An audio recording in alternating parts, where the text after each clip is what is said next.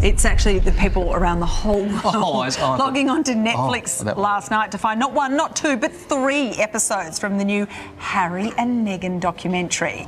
And after years of speculation, we got to hear their side of the story, their relationship, and also what happens beyond the tabloid. There is a man in Britain who has seen everything. A man who stood in the corridors of Buckingham Palace for nearly 5 decades, who was present when princes were born, who managed the most delicate communications of the most scrutinized royal family on earth. His name is Dickie Arbiter, and right now he is saying things about Meghan Markle, about Archie, about little Lilibet, that are sending shockwaves through the Sussex camp. Not whispers, not suggestions. Bombshell claims, delivered with the quiet, devastating authority of someone who doesn't need to shout to be heard. And Meghan? According to everyone watching closely, she is panicking. Because the one thing her entire brand cannot survive is a credible insider with nothing to lose and everything to say. And Dickie Arbiter has both. So stay with me, because this story goes far deeper than a few Instagram posts. This is about 2 small children, a commercial empire built around their names, and a reckoning that people who have known Harry since he was a teenager say is long overdue. Let's start at the very beginning of this latest firestorm, because the timing of all of this is everything. The Geneva trip that changed everything. Meghan Markle flew to Switzerland. She stood before a World Health Organization event. She delivered a polished, passionate speech about the dangers of social media for children, about digital footprints, about platform accountability, about the responsibility that parents and tech companies alike carry for the youngest and most vulnerable people in the digital world. It sounded important, it sounded urgent, and whatever you think of Meghan, the woman can deliver a speech. She has always been able to command a room, and on that day in Geneva, she looked every inch the serious global advocate she has been positioning herself as for years now. But here is where things begin to unravel. Because the reality of that Geneva trip, by most credible accounts, was far more modest than the framing suggested. The streets outside were not filled with supporters. The hall was not packed. The worldwide reaction was, to put it diplomatically, underwhelming. It told its own story about how much genuine influence the Duchess of Sussex carries on the global stage right now. For all the carefully choreographed presentation, the moment landed with a quiet thud that no amount of press management could entirely disguise. And then she came home, and within hours, not days, within hours, she posted a fresh photo of her daughter Lilibet on Instagram to mark her 5th birthday. 5 years old, a child with no voice, no say, no ability to decide whether millions of strangers get to see her life. The same platform Meghan had just finished condemning in Geneva, the same digital world she had positioned herself as a crusader against. Let that land for a moment, and then ask yourself this: was this a mistake? A moment of maternal impulse overriding good judgment? Or was it something else entirely? Because the people who have watched Meghan Markle most closely for the longest time will tell you that very little of what she does publicly is accidental. Dickie Arbiter has an answer, and it is not a kind one. The man behind the verdict. Before we go any further, you need to understand exactly who Dickie Arbiter is and why his voice carries the weight it does. Because this is not another commentator throwing opinions at a camera. This is a man who spent 5 decades inside the machine. As former press secretary to the late Queen Elizabeth II and King Charles III, Arbiter has witnessed things most people will never see. The scandals navigated in silence, the cover-ups managed with surgical precision, the marriages that crumbled behind closed palace doors while the public saw only pageantry and pearls. He was there when William was born. He was there when Harry was born. He watched this family from the inside, up close, through the chaos of the early 90s and the heartbreak that followed. And perhaps more crucially for this story, he spent years working directly alongside the late Princess Diana. He understood better than almost anyone what it actually looks like to raise children responsibly in the extreme heat of public attention. He saw firsthand the extraordinary care Diana took, the battles she fought quietly behind the scenes, the lines she drew and refused to cross even when the pressure to cross them was enormous. Diana had a clear and unwavering principle when it came to her boys. She wanted them to have as normal a childhood as possible. Theme parks, fast food restaurants, real life beyond palace walls. She fought fiercely to protect their privacy, even while navigating her own impossibly public story. There is a reason William and Harry both grew up with a genuine warmth and relatability that connected with ordinary people. That didn't happen by accident. Their mother protected their humanity, and it showed in who they became. Now contrast that Arbiter says with what Archie and Lilibet are living. The comparison is not subtle, and it is not meant to be. And that contrast is where this story becomes genuinely uncomfortable. The hypocrisy that has everyone talking. When Meghan's spokesperson issued a statement to Newsweek defending the Instagram posts, they argued that by obscuring the children's faces, Meghan was actually living out the very principles she had preached in Geneva, giving children privacy, agency, and protection. According to them, this wasn't contradictory at all. It was the message in action. Dickie Arbiter's response to that framing? He doesn't hold back.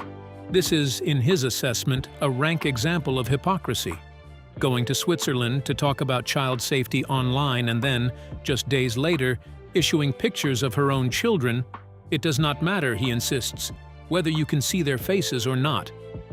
The fact is, she is using those images to build her brand while simultaneously telling the rest of the world to be cautious about doing the same thing. The defense that hidden faces change the equation is, to him, not a defense at all. It is a rationalization, and a transparent one at that. Duncan Larcombe, the former royal editor of The Sun, and a man who has covered this family for decades and met Prince Harry personally, uses exactly the same word: rank hypocrisy. These are not words either man throws around lightly. And here is where the child safety experts enter the picture, because this is a dimension that Meghan's team seems to have completely overlooked in their carefully constructed defense. Teasing children's images online, partial reveals, deliberate hints, the will they won't they approach to showing a child's face can actually increase attention from exactly the kind of people you least want paying attention. The mystery, professionals say, can be more dangerous than simply being open.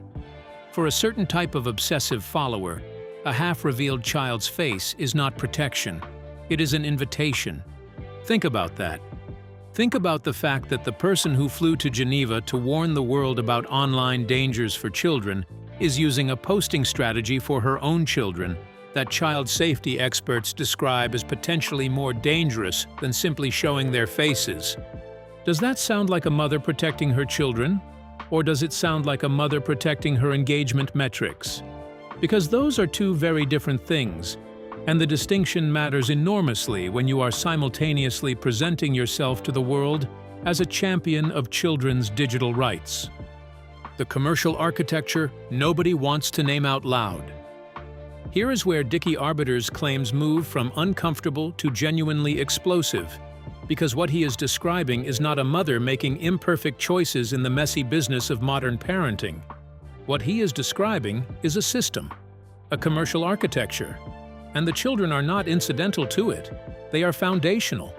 Let's map it out, because the details matter here. Meghan and Harry own their children's names. They own the domain names. They own the email addresses. They own the digital identities of a 7-year-old and a 5-year-old who cannot read a contract. When the Archewell Foundation was rebranded as Archewell Philanthropies, the stated reason was that it was a family matter, so that their children could be involved. A 7-year-old and a 5-year-old, involved in a philanthropic commercial enterprise. Think about what that framing actually means when you strip away the warm language and look at the structural reality underneath it. These children's identities, their names, their royal titles, their digital presence, have been registered, owned, and organized as commercial assets by the adults responsible for protecting them. At one point, Meghan had a Shop My Page function active on her Instagram through which followers could directly purchase children's clothing that Archie and Lilibet had been photographed wearing. A percentage of every sale went straight to Meghan. Her children were, in the most literal sense possible, walking advertisements. When the backlash hit, the function disappeared. But the blueprint had already been laid, and the intention behind it had already been revealed. Then there is the As Ever brand, the jams, preserves, and honey that Meghan has been pushing with the strong implication that they are handcrafted with love in her Montecito kitchen. The children wandering happily in the background. The kitchen scenes. The kids caught at the edges of the frame. The warm domestic picture carefully constructed to make you feel that buying her jam is buying into something real. A beautiful, aspirational family life. The children are not background. They are the emotional engine of the entire campaign. Remove them from the frame and the fantasy collapses almost immediately. And then there is the candle that carried the names of Archie and Lilibet, children who are 7 and 5 years old, children who cannot read a contract, children who cannot understand intellectual property, children who absolutely cannot consent to having their names and royal titles attached to a product being sold for profit. But their names sell. Their titles sell. And that, Arbiter says, was calculated perfectly and deliberately. Ask yourself this: at what point does a parent's love become a brand manager's asset? She doesn't get out of bed unless there's profit to be made. That phrase, delivered by Dickie Arbiter, should stop every reasonable person cold. Because the implication, when you apply it honestly to the question of motherhood, is devastating. If it is true that Meghan does not engage publicly unless there is profit to be made, then every public act of parenting she performs, every birthday post, every kitchen scene, every soft focus glimpse of small hands at the edge of the frame becomes by that measure not a spontaneous moment of maternal love, but a calculated move in a long-running brand strategy. The warmth is not incidental to the content. The warmth is the product. And the most chilling word in Arbiter's full assessment isn't calculated. It is ruthlessly, not carelessly, not naively, ruthlessly, with full awareness of exactly what is being done and why. The same ruthlessness, he points out, that she applied to her husband, a man who gave up his family, his country, his military career, and his entire identity. The same ruthlessness applied to a royal family that welcomed her warmly, only to find that warmth weaponized against them in interviews and a memoir that caused damage still being felt to this day. There is a pattern here that runs through every chapter of this story, and Arbiter wants you to see it clearly. These are not coincidental patterns, Arbiter says. This is a method, and the children are simply the latest application of it.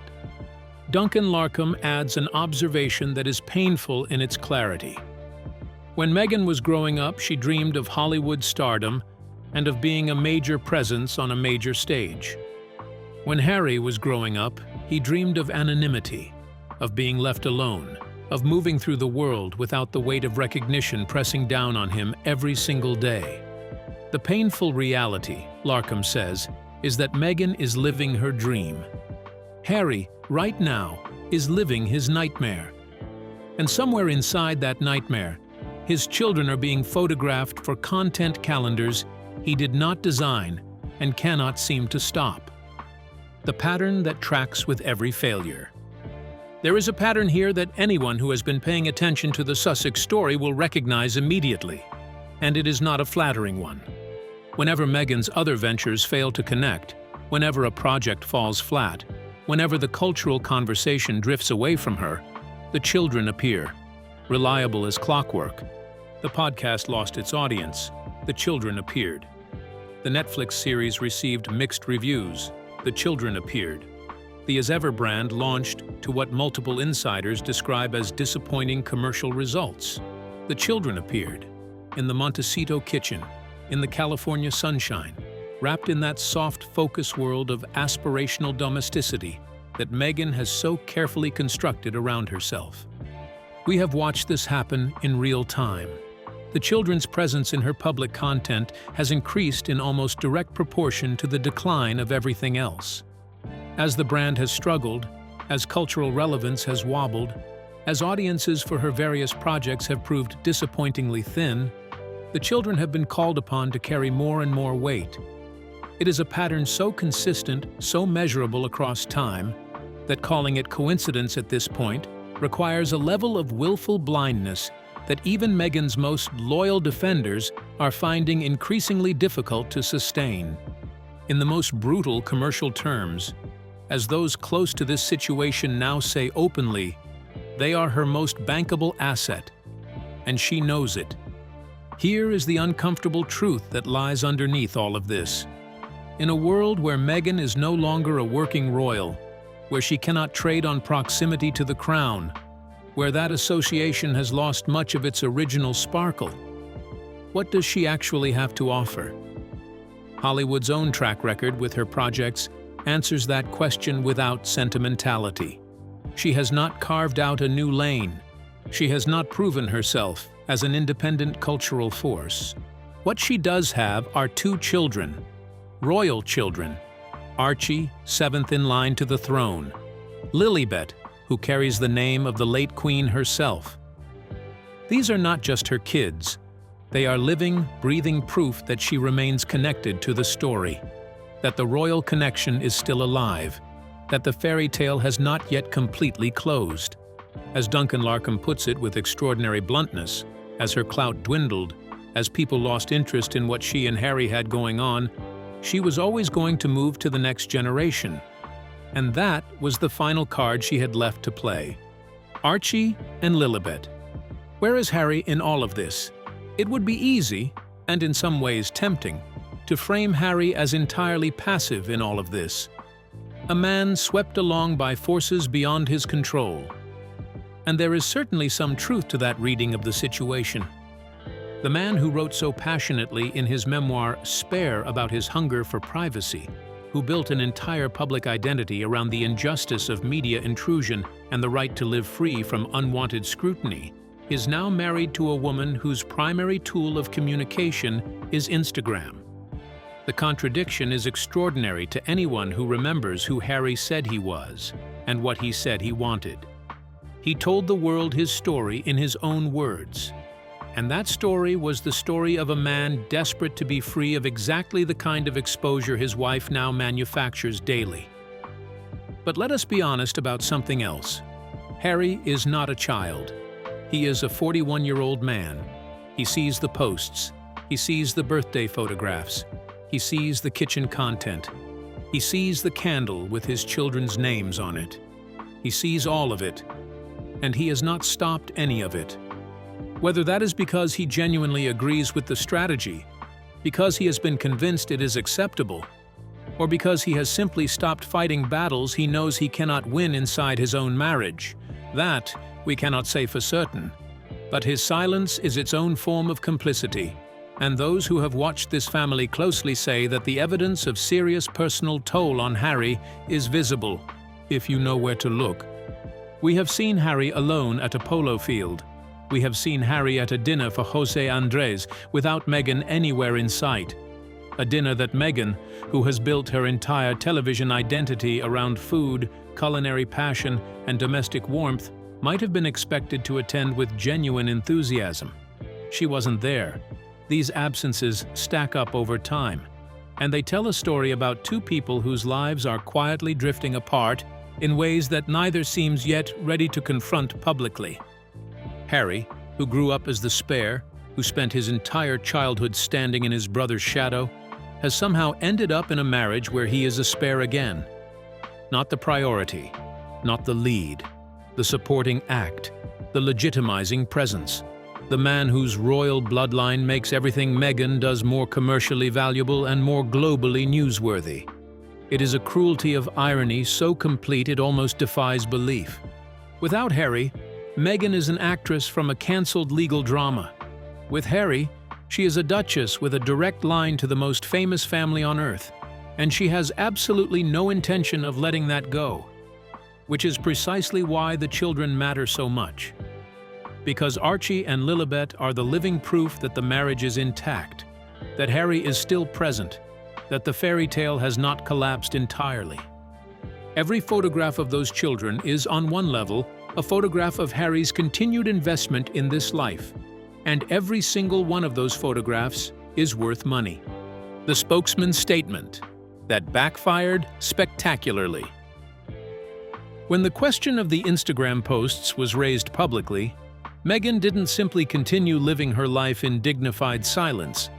She sent a spokesperson to Newsweek with a carefully constructed defense, attempting to thread an almost impossible needle. I share moments from my life, and I protect my children's privacy. As if both of those things could be simultaneously true when you are posting images of your children on a platform with millions of followers. Dickie Arbiter's view on this approach draws on one of the deepest principles of the British royal institution. Never complain, never explain.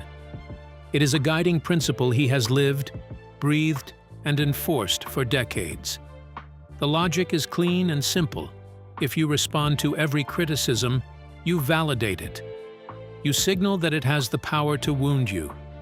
You invite the follow-up question. And suddenly, you are trapped in a loop with no exit. The late Queen never dispatched spokespeople to justify her decisions. She carried the quiet confidence of someone who didn't need external validation to know her own worth. And that approach served her for 70 years. Meghan does the exact opposite.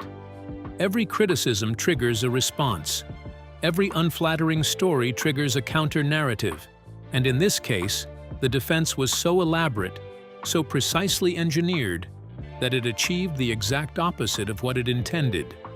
Instead of shutting the story down, it extended it, amplified it, and handed observers fresh angles to explore. It was a masterclass in how not to manage a public relations crisis. And the irony is that a woman with Meghan's background in media and public presentation should have known better. Because here is the problem with being caught in a genuine contradiction. Defending yourself only shines a brighter light on the contradiction itself. If you were truly at peace with the balance you had struck between sharing and protecting, you would not need 3 careful paragraphs in Newsweek to justify it. You would simply live it, and the living of it would speak for itself. The fact that an explanation was deemed necessary tells you that somewhere, on some level, the contradiction is recognized. And then, within hours of that statement being published, within hours of that lawyerly defense of her children's privacy, Meghan posted a birthday photograph of Lilibet. There are no words in the English language that adequately describe the audacity of that sequence of events. There really aren't. What this means for the cause itself. Here is a dimension of this story that is not discussed often enough, and Dickie Arbiter and those around him understand it clearly. The damage here is not only to Meghan's personal credibility on child safety, though that damage is considerable and may be permanent. The damage extends to the cause itself. Child safety online is not a peripheral issue. It is urgent, serious, and critically important in the world we are living in right now. The dangers are real. The stakes for real children, not royal children, ordinary children, are genuine and growing. This is a conversation that desperately needs serious, credible, good faith champions. It needs people whose private behavior matches their public advocacy. It needs voices that cannot be dismissed with a single screenshot. When a figure as deeply contradicted as Meghan Markle positions herself as that champion, she does not elevate the conversation. She drags it down. She makes it easier to dismiss. She hands bad actors in the tech industry the perfect deflection. Point to the hypocrisy of the advocates and walk away clean. That is the collateral damage of her brand strategy. That is what happens when personal ambition dresses itself up as public service and then gets exposed. And no one watching closely, Arbiter says plainly, will take her seriously on this issue unless she begins to live by what she preaches. but she is, in his assessment, too addicted to exploiting herself and her family for clicks and commercial value to do anything else. Do you believe that is too harsh a verdict, or does the evidence support it? Think about that and hold the thought, because where we are going next is the most important part of all of this. The children who will one day know everything. Archie is 7 years old. Lilibet just turned 5. They are growing up in Montecito, California, largely sheltered from the extraordinary story surrounding their family. They are, by all accounts, happy, curious, loved children living a sun-drenched California life that would seem enviable by most measures, but not entirely sheltered. Never entirely.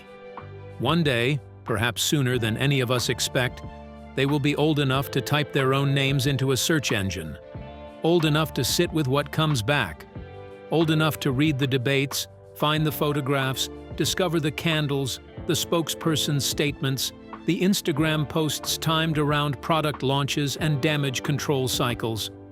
Old enough to understand, with the particular clarity that only comes with age and emotional maturity, exactly what was done in their names while they were too young to object. Old enough to ask the questions that no carefully prepared statement will be able to answer satisfactorily. That moment, when it arrives, will not be a small thing. It will be the moment two young people confront the gap between the childhood they actually lived and the childhood that was performed for public consumption on their behalf. And the question that serious, thoughtful people are asking, not out of hostility, but out of genuine concern for two real children, is whether the damage done between now and then can ever be fully undone. Child development professionals and family therapists will tell you that the awareness of having your image, your name, your very existence used as a commercial tool during the years you had no power to refuse it. That awareness lands differently depending on the relationship you have with the person who made those decisions. If the love is deep, if the trust is unconditional and unentangled from ambition, children can process it, they can contextualize it, they can eventually make peace with it. But if there is already a fracture, if the child has grown up sensing, the way children always sense these things long before they can articulate them, that something in the dynamic wasn't quite right, that awareness doesn't land as a forgivable mistake. It lands as confirmation of something they already felt but could never name. And that is a very different conversation to have with a parent. A conversation no amount of carefully crafted public statements can prepare you for. Duncan Larcombe, reflecting on everything he has observed, makes a striking prediction. These children, he believes, will eventually see the manipulation clearly, and when they do, they will call their mother out. Because Meghan is trying to use her children in a way that is not honest. She is trying to represent something that is being manipulated. And that, more than almost anything else, is what people ultimately cannot forgive. The family left behind, and a king who grieves.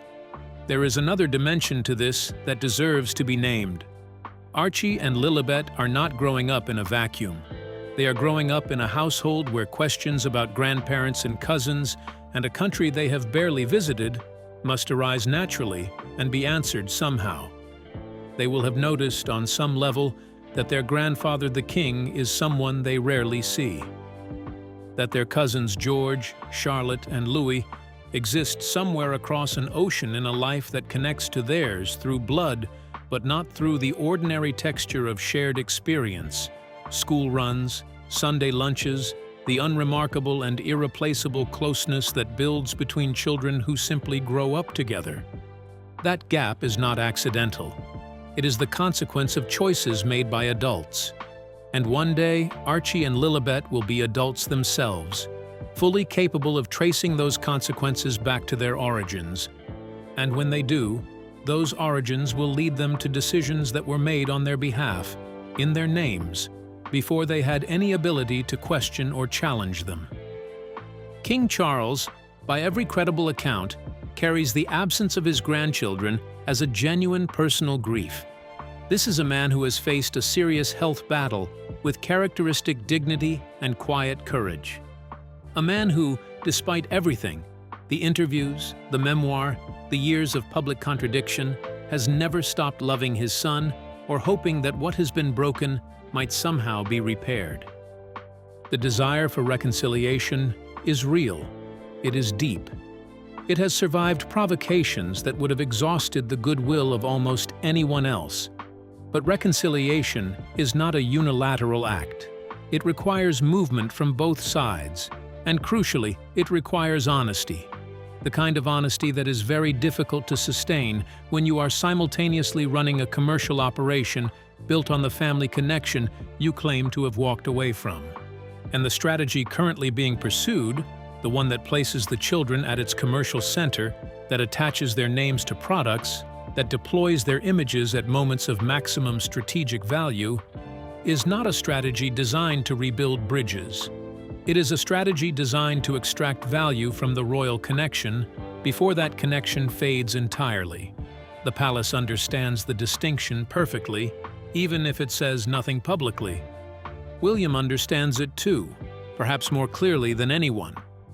He was among the first to recognize what was happening, among the first to raise concerns. And he has watched those concerns validated in ways that bring no satisfaction whatsoever, because the people being hurt in the process are his brother, his nephews, and the institution he has devoted his life to protecting. William is not his father in this regard. Charles carries a romantic attachment to the possibility of repair that keeps him reaching regardless of what comes back. William is more clear-eyed, more measured in where he places his hope. The verdict. Dickie Arbiter has spent 50 years watching people step into extraordinary privilege and either rise to meet what it demanded of them or fail to grasp it entirely. He has seen both. He knows the difference in his bones. And what makes his verdict on this situation so powerful is precisely that it does not come from anger or personal animus.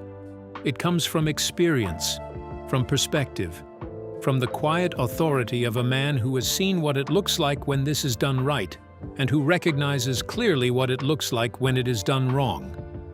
And his verdict on what is happening here, on what is being done to Archie and Lilibet, on the Geneva speech and the Instagram posts, and the candle and the domain names and the Shop My Page function, is not delivered with cruelty. It is not delivered with relish. It is delivered with the sorrow of someone who understands what was possible and watches, helplessly, as it is squandered, post by post, product by product, child by child. She wants to be number one, he says. She wants to be everything, and unfortunately for her, the world has been seeing through it for a long time. There is a phrase that has served the British royal family for generations: earn the title or give it back. Simple words, a standard that is the right one. And it is a standard that two small children growing up in California's sunshine, entirely unaware of the debate surrounding their young lives, deserve to have applied on their behalf by the adults who are supposed to be protecting them. You cannot post your children online and claim to be protecting their anonymity in the same breath. The logic does not hold. It has never held. And the more carefully Meghan's team tries to construct an argument that it does, the more clearly the rest of the world can see that it doesn't. The question that matters most. Here is where I want to leave you today, because we have covered the hypocrisy. We have walked through the commercial architecture. We have heard what Dickie Arbiter, Duncan Larkham, and those who have known this family for decades have to say. And all of it points in the same direction. But the most important question is not about Meghan's credibility. It is not about her brand or her Instagram strategy or her Geneva speech. The most important question is about two children.